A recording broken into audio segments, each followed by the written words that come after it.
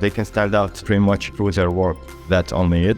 I can put it in 2 points. 1 point, through iterations. Much work can be done in an hour or two, but iterations and discipline and consistency through a long period of time will definitely bring out the designer and elevate them in their experience.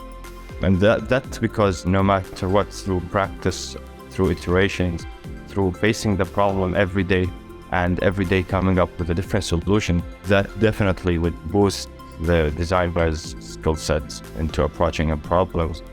Yeah, other thing is that it's always obvious when a UI is designed and how much UX thinking was put into it. And any user would feel it, how practical the app is.